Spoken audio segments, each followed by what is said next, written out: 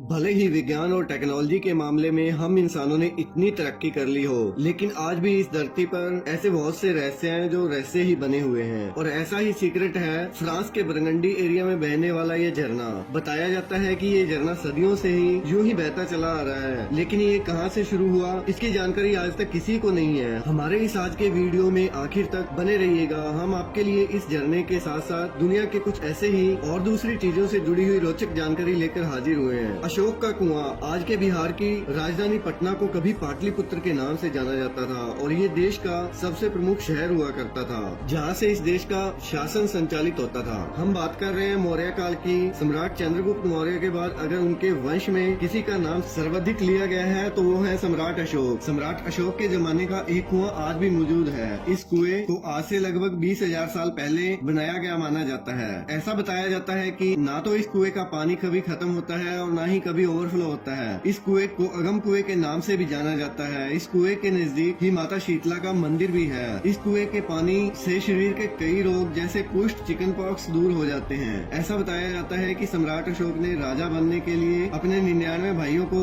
जान से मार दिया था और इस कुएं में फेंक दिया था। बहुत से लोगों ने कुएं की गहराई को नापने की कोशिश की, लेकिन कोई भी इसकी गहराई को ठीक से नहीं बता पाया।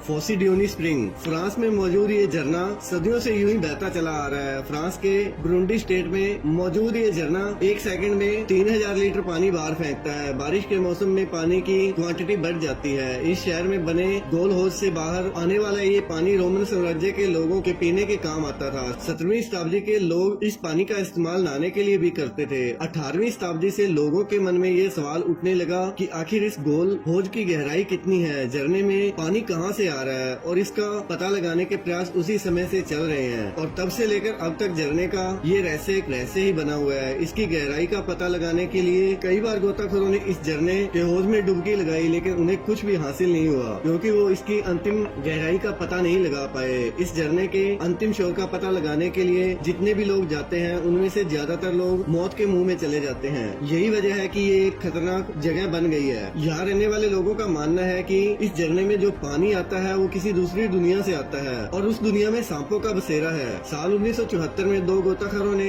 इस झरने के अंतिम शोर का पता लगाने के लिए इसमें डुबकी लगाई, लेकिन इस झरने का रहस्य दुनिया को बताने के लिए वो इस झरने से कभी बाहर नहीं आए। साल 1996 में भी एक गोताखोर ने कोशिश की, लेकिन वो भी इस झरने की गहराई में कहीं खोकर रह गया। दोबारा इस दुनिया को कुछ भी बताने के लिए वो बाहर नहीं आ सका। अभी कुछ साल पहले एक गोताखोर ने फिर से ऐसा प्रयास किया, लेकिन उसे आधे रास्ते से ही वापस आना पड़ा। सबसे हैरानी की बात यह है कि सदियों से बहते आ रहे इस झरने में कभी पानी की कमी नहीं होती।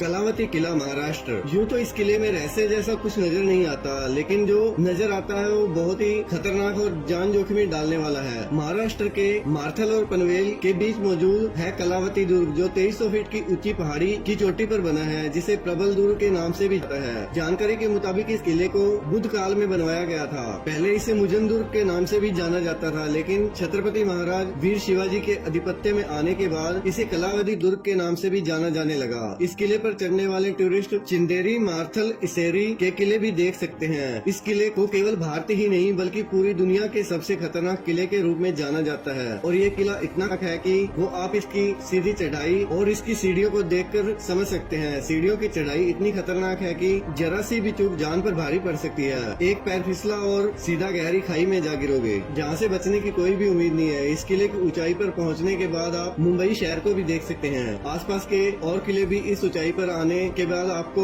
नजर आ जाएंगे। इस किले पर ठहरने को कोई जगह नहीं है, इसलिए यहाँ आने वाले टूरिस्ट सूरज डूबने से पहले नीचे उतरकर वापस जाना चाहते हैं।